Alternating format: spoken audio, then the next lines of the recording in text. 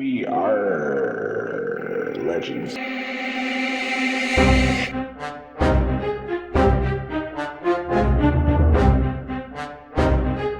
Welcome to the first episode of We RRR Legends. My name is Slowbeast, and I'm here with my friend Hatemael. I'm a former whale who has been a convert to a free-to-play player. We'll be taking you through some news coming up in the DC Legends universe, but first I'd like you to talk to Hatemael. Hey guys, most of you probably know me if you've been on Reddit or the official forums, or in the in-game forums, which I don't peruse as often. As you all know, I am considered a whale, and still whaling it up big time. With the new content, we decided we were going to create a weekly podcast, at least that's our plan going forward now. And we also want to thank the Oddsman for inspiring us to make this podcast. Slowbeast, if you want to tell him a little bit about what brought you back to the game. He actually left for a little while. Yeah, as I said, I was a former whale. I used to spend an amount of money I'm uncomfortable mentioning on this game, and it just became overwhelming. I spent too much time and money on the game, and then the glitch with the server that would reset daily was the last straw for me. Hatemael finally pulled me back into the DC universe for this game. Whenever I heard the Oddsman podcast, I was like, let's do this. I've been wanting to do a podcast with him for a while, and that was a great episode. They did a great job. Yeah, I've been trying to bring him back to the dark side for a little while. I'm unhealthily hooked to this game. It takes up way too much of my time, but as you all, if you're listening to this podcast, you're probably hooked too, so. I would imagine they are. All right, so let's get on to some news. So today we can look at the notes for the November content. And it looks like the PvP breakdown for November is going to be the first week we got Batman the Dark Knight, followed by Scarecrow, Steppenwolf, Flash, Joker, the Clown Prince of Crime. And there's going to be a new completion hero for when you clear out your board, and that's Harley Quinn, Quite Vexing. How do you feel about this lineup? I'm actually kind of excited for it because for PvP, the last couple weeks, I haven't needed any of the characters. I don't really need Scarecrow. I think I could use a few shards for Batman. And Flash is okay. I'm still a little shy of Legendary 4. But I am excited for Steppenwolf and really excited for Clown Prince. He's actually a lot better than people give him credit for. In our alliance, A Court of Owls, Bam Bam, our leader, he uses Clown Prince constantly, and he's really good against these Deathstroke teams. I'm going to have to climb the leaderboards for that one. I also, because of my previous gaming, I have Batman pretty high up. I'm going to need Scarecrow. I just completely missed out on him. Steppenwolf, obviously, it's going to be great. Flash, I have no interest in. I've never really liked Flash. I only used him because of the previous metas. And Joker would be great. I like using Joker as an interesting character. I'd be willing to try to climb the board for that. What's cool about him is whenever Baby Lobo dies over and over, he constantly attacks. So you actually don't mind the other team losing characters. So that makes it interesting. How do you feel about Harley Quinn for the board completion character? You know, it's funny. I was reading a Reddit post earlier today, and people were talking about how good she is. And there's a couple people on our alliance that like using her. She does such high damage. And I think with Steppenwolf coming out, and then also with the new Aquaman being crit-based, we might see a return of her. Because she can shell out some crazy damage. I haven't seen her at Gear 11, so I'm curious to see how she performs. I haven't seen anybody at Gear 11, but that's just me. Let's talk about the PvE, the 6-day challenges. We've got Cyborg, Vic Stone, as well as Dr. Fate, Sorcerer of Naboo. I've got Cyborg pretty high myself. What are you going to be really pushing that event, or it's not interest you at all? I think I have more than enough to bring Cyborg Legendary 5, and I haven't ever really been real interested in that character. He's been a lot better with Harley out. I think he works better PvE than PvP. Well, for a long time there with Harley, everybody was using him because on his second attack he doesn't miss anymore. But with all the anti-evasion characters that have come out or on the way out, I don't think he's that great of a character. But I mean, he's not bad. He can do some serious damage. I know a lot of people who like him, but he's never been a character I've invested in. Dr. Fate, though, lot of people don't like him. I actually really like him. And Did he get a rework? yeah, he got reworked when you weren't playing. Everybody was very upset about that. Because he should have been a new character. A lot of people like his kit, but everybody misses his crazy nuke that he used to do on a counter. Oh yeah, I remember that. But he's actually still pretty good. He does, all the buff removal he can do. And now in the update notes, it was kind of, I can't remember what patch notes those were. I don't have them in front of me, but they did a few little tweaks to him. And now I have some videos that I'll be playing in the background of this podcast when I post it to YouTube. But he was doing 61,000 damage to greens when he crit. So you gotta love that. Yeah, he's better than people give him credit for. And then we got the Aquamoa event. I'm sure everybody's excited for that. I mean, who doesn't love Jason Momoa? He looks awesome in that movie, and the character design from what we've seen so far looks pretty cool. So, we were talking about the eligible heroes list, and obviously... They've definitely improved it since you've been playing. As you can see, this list is quite extensive, so you're bound to have some of the characters, and now they've kept it tiered towards Gear 10, so they've been really easy, especially if you have Gear 11 characters are a joke. Yeah, it's I actually in the previous events that just completed with Deathstroke and Enchantress, I was actually able to get quite far with the limited characters I had. So yeah, it does seem like it's not a far cry from when I was last playing when nobody had any of the characters and couldn't complete any of the events. So yeah, they definitely improved that. So everybody should be able to get him. And Aquamoa looks interesting. He's definitely got a cool kit. Yeah. And then, of course, we have the paywall hero for the month is going to be Steppenwolf. I have a feeling he's going to be one of those must-have characters. I could be wrong, but I just get that vibe from him.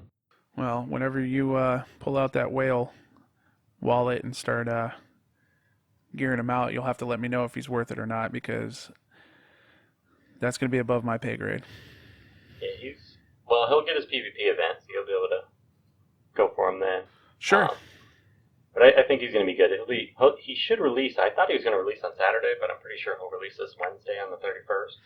So I probably won't be able to finish gearing him out until Saturday or Sunday. But I'll definitely have some videos up about him as soon as he comes out. I'll be looking forward to that.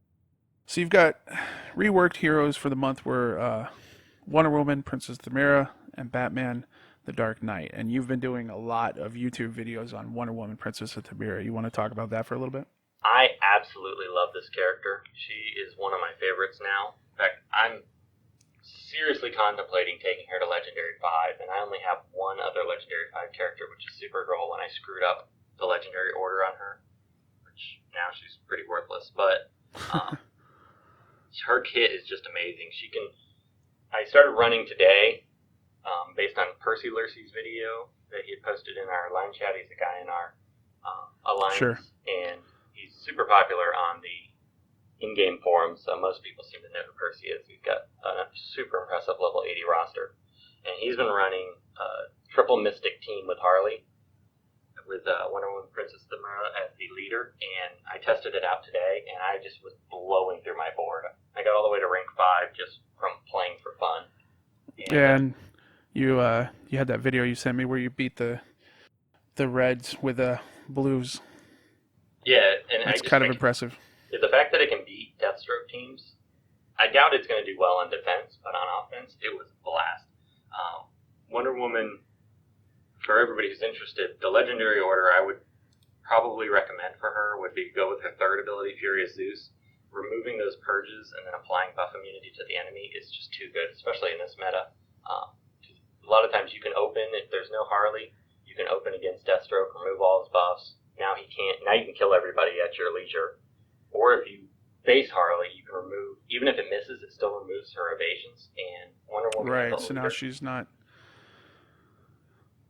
as strong. And as a leader, Wonder Woman can actually take a pretty good hit, especially if you take.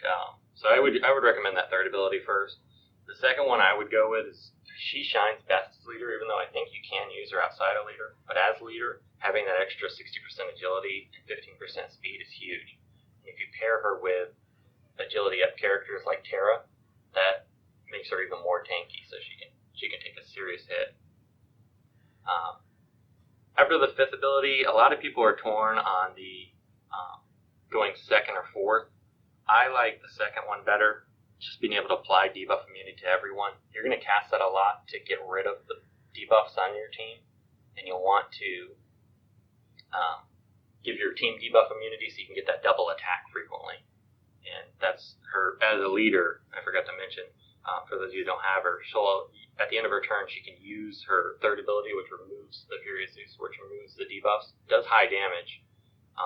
Or if your entire team's debuffed, she'll cast the Power of Truth, which removes 9 debuffs from herself, purges 3 debuffs from your allies, applies 8% turn meter up to your allies as well. And then also gives you, if you have the legendary up, the debuff immunity to everybody. So it's such a strong ability. Yeah, that seems pretty fantastic. And then I went with 4, her Bracelets of Reflection at next, though there is a pretty good argument to be made to take her basic too. The 4th one allows you to have a 20% chance to counterattack, use your Amazon Strike every time you get hit, and you can transfer debuffs as well, which is whenever you have it fully maxed out, it's a 100% chance to transfer debuffs. So or if you have no debuffs, you'll apply silence. So I mean, it's just such a strong ability.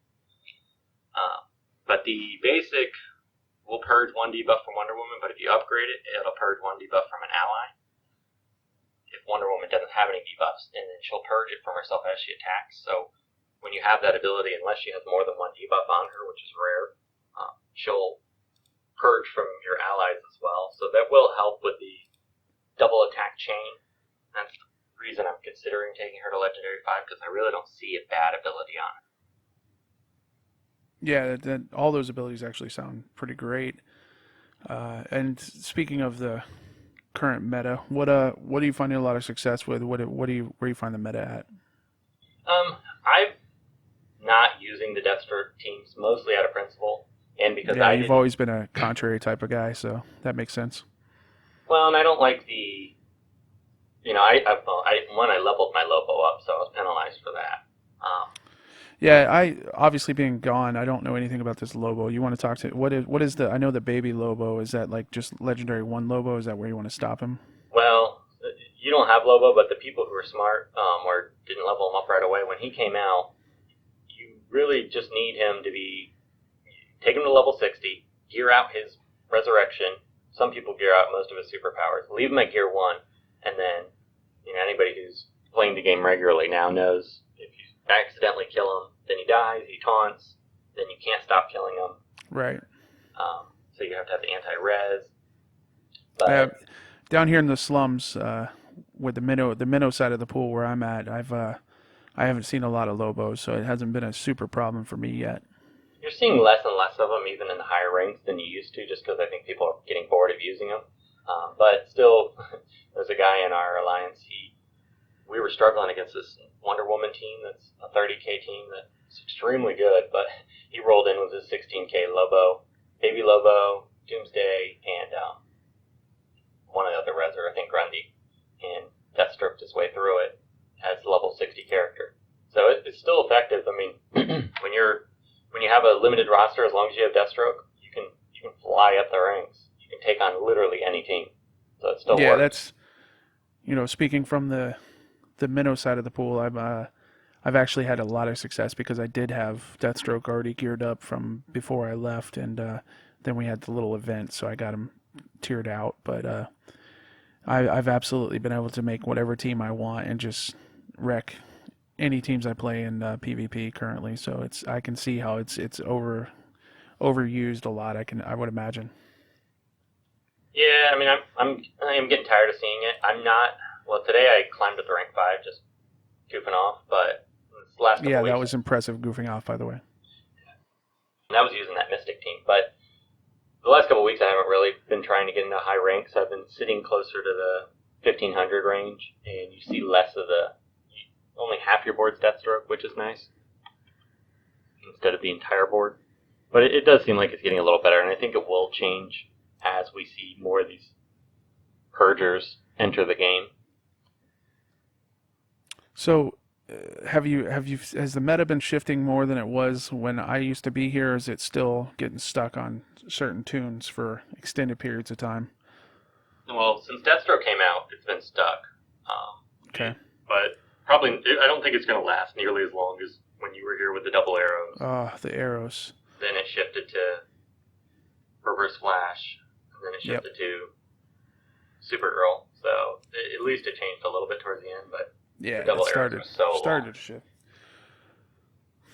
Which thankfully, I haven't seen Castaway Green Arrow in 2 months. I actually see him down in the lower levels of PvP in the slums. I see him occasionally, and it's sad because he's not very good. Let's talk about something that came up on Reddit that you were discussing about gear farming, doing that through the special events or through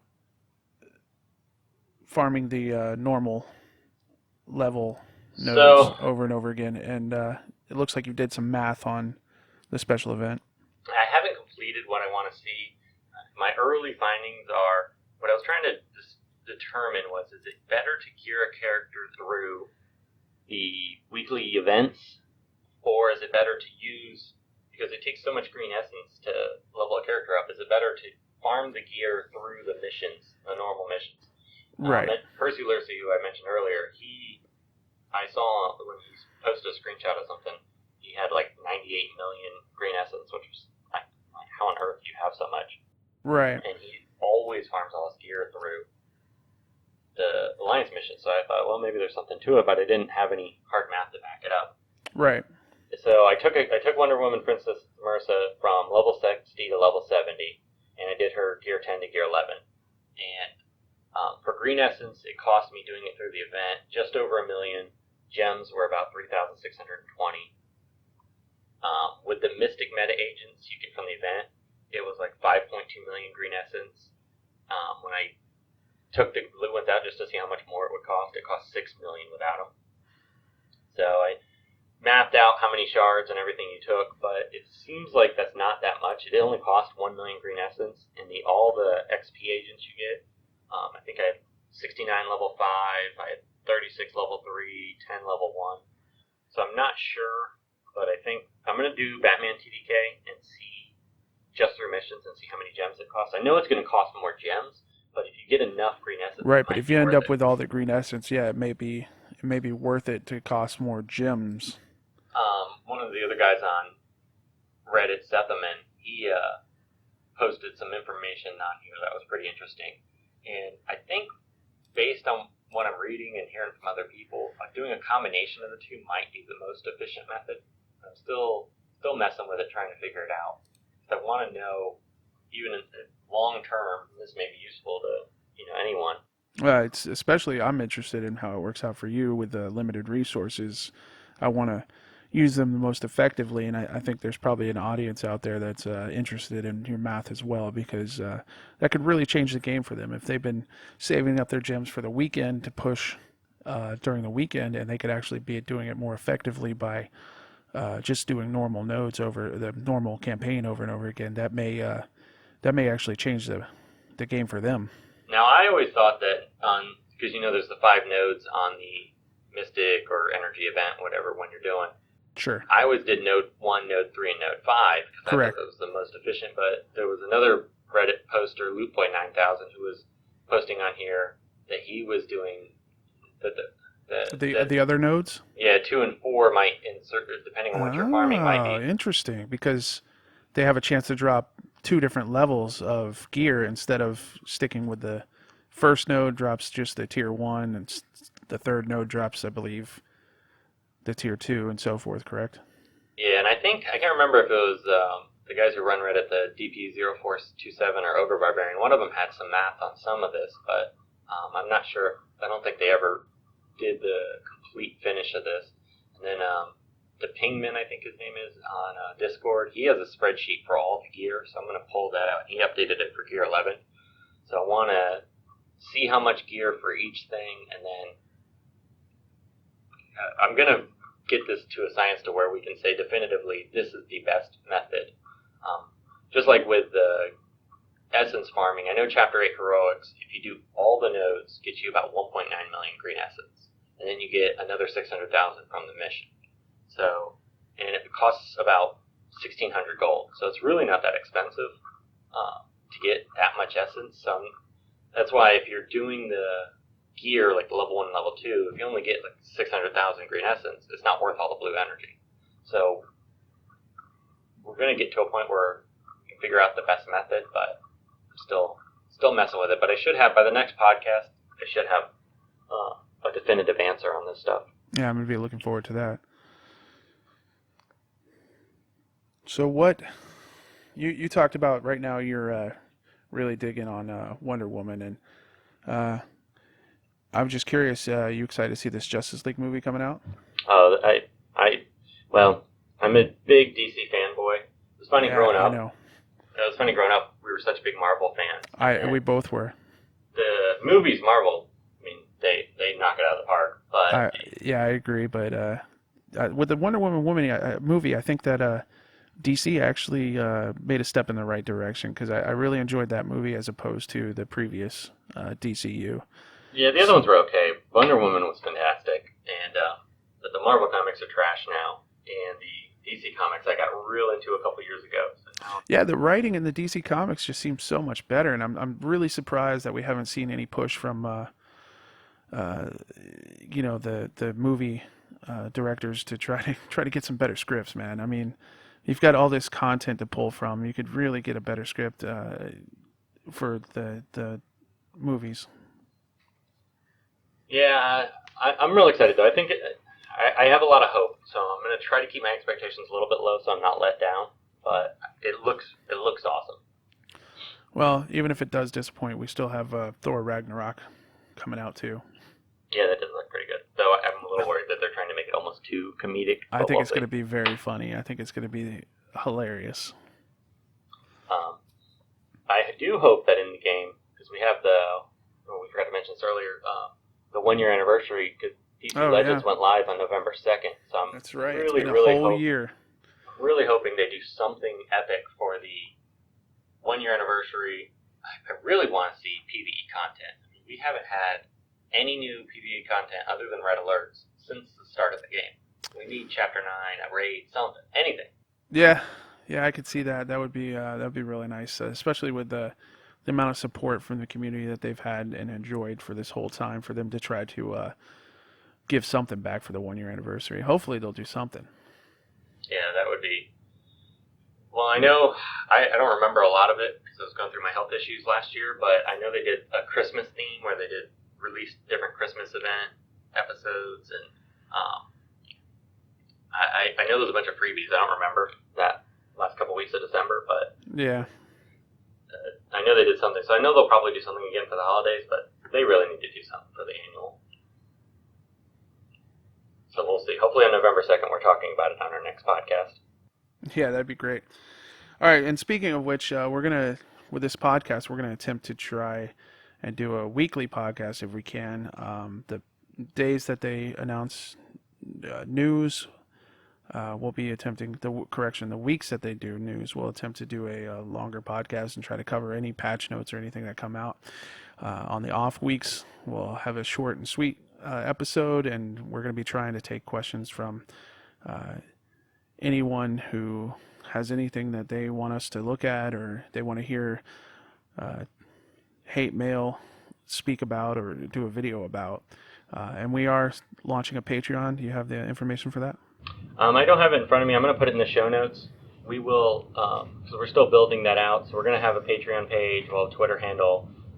We're going to have, it's We RRR Legends at gmail.com if you want to send us questions via email. We're probably going to do different reward tiers on Patreon, and we might even do a bonus episode where we answer just a slew of questions for our Patreon members. So we'll see how that goes. We're kind of building it out. We're going to try to keep these podcasts 30 minutes or less, which looks like we're doing pretty good on time.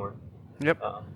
So that's the plan. We're going to try to keep them short, but have them weekly so that we can talk about all the new interesting things. And when I post these to, you'll be able to listen to them on all the different podcasting sites, but we'll also post them to YouTube with video in the background, having some of the stuff we're talking about in the PvP. So And you can always find my channel on YouTube, and we'll also post a podcast. It's youtube.com /Hatemael. So and the link will be in the show notes as well. Yep, and we'll put a link for our email account and all the different ways that you can contact us and all the different social media. And if you have anything you want to get into contact us about, you can hit us up on those, and we'll try our best to get back to you. Thanks for listening, everybody. We appreciate it, and we'll try to keep them coming. We are legends.